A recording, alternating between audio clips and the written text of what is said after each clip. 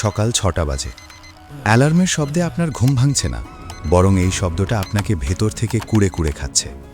কারণ আপনি জানেন আজকের দিনটাও সেই একই যন্ত্রণার, একই জ্যাম, একই বসের বকা আর একই অনিশ্চিত ভবিষ্যৎ। আয়নার সামনে দাঁড়িয়ে নিজের ক্লান্ত মুখটার দিকে তাকিয়ে কখনো কি নিজেকে প্রশ্ন করেছেন, আমি কি সত্যিই বেঁচে আছি, নাকি শুধু মাসের শেষে বেতনের অপেক্ষায় ধুকে ধুকে মরছি? সত্যি করে বলুন তো, মাসের ২০ তারিখের পর আপনার পকেটের অবস্থা কেমন থাকে? সেই যে বুক ফাটা লজ্জা, বন্ধুদের আড্ডায় বিল দেওয়ার সময় মানিব্যাগ চেক করা, বা বাবা মায়ের চিকিৎসার খরচের কথা ভেবে রাতে ছটপট করা। এই গল্পটা শুধু আপনার না, এই গল্পটা দেশের ৯০% মধ্যবিত্তের। কিন্তু আপনি কি জানেন, আপনি যে ইঁদুর দৌড়ে লড়ে যাচ্ছেন, সেই দৌড়ে জেতার কোনো রাস্তাই নেই। আপনার চারপাশের দেওয়ালগুলো এতই শক্ত যে আপনি ভাবছেন এটাই জীবন।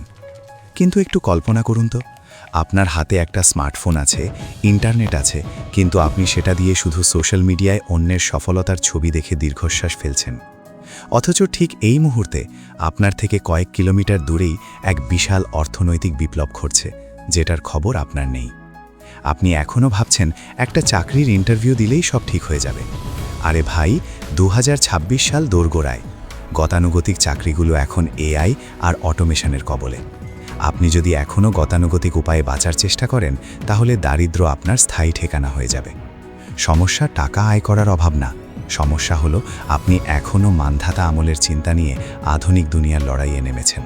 আসুন একটু সত্যি কথা বলি, মধ্যবিত্তের সবচেয়ে বড় অভিশাপ হলো আমরা ঝুঁকি নিতে ভয় পাই, কারণ আমাদের হারানোর মতো কিছু নেই, অথচ আমাদের মনে হয় আমাদের অনেক কিছু আছে।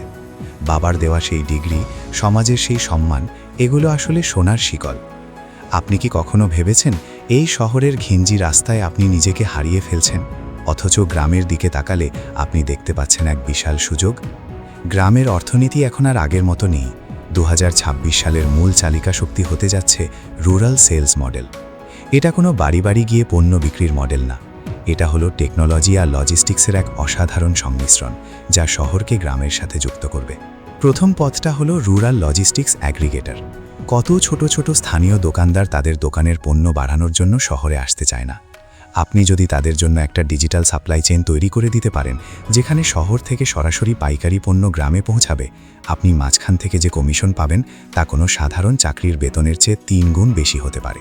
দ্বিতীয় পথ হলো অ্যাগ্রিটেক আর ডিজিটাল সার্ভিস। গ্রামের কৃষক এখন নতুন প্রযুক্তি চায়। আপনি যদি এমন একটা ছোট প্ল্যাটফর্ম বা এজেন্সি খুলতে পারেন, যারা গ্রামীণ কৃষকদের সরাসরি বাজারের সাথে যুক্ত করবে, বা তাদের আধুনিক সরঞ্জাম বা উচ্চ ফলনশীল বীজ শহর থেকে সংগ্রহ করে পৌঁছে দেবে, তাহলে আপনি একাধারে উদ্যোক্তা এবং সমাধানকারী। তৃতীয় পথ হলো রুরাল ই কমার্স এজেন্ট। গ্রামের প্রত্যন্ত অঞ্চলে ব্র্যান্ডেড পণ্যের অভাব এখনও আকাশচুম্বী। আপনি যদি এমন একটা নেটওয়ার্ক তৈরি করতে পারেন, যেখানে গ্রামের মানুষ আপনার মাধ্যমে তাদের পছন্দের পণ্য অর্ডার করবে এবং আপনি সেটা তাদের দোরগোড়ায় পৌঁছে দেবেন, তাহলে আপনি গ্রামের লাইফলাইন হয়ে উঠবেন। মাসে ২০ থেকে ৫০,০০০ টাকা আয় করা এখানে কোনো অসম্ভব লক্ষ্য না। আমি জানি আপনার মাথায় এখন আসছে, আমি পারবো তো? এই যে প্রশ্নটা, এটাই আপনার সবচেয়ে বড় শত্রু। আপনি নিজেকে একজন অসহায় চাকরি প্রার্থী হিসাবে দেখছেন। দিনটা বদলে ফেলুন। আজ থেকে নিজেকে একজন মার্কেট মেকার হিসাবে দেখা শুরু করুন। আপনি কোনো সাধারণ মানুষ নন, আপনি ২০২৬ সালের একজন ভবিষ্যৎ উদ্যোক্তা। আপনার চারপাশে যে সুযোগগুলো ছড়িয়ে আছে, সেগুলো ধরার জন্য শুধু একটা সিদ্ধান্তের প্রয়োজন। আপনি যদি আজও পুরনো ভয় নিয়ে বসে থাকেন, তবে বিশ্বাস করুন, আগামী ২ বছরে পরিস্থিতি আরও ভয়াবহ হবে।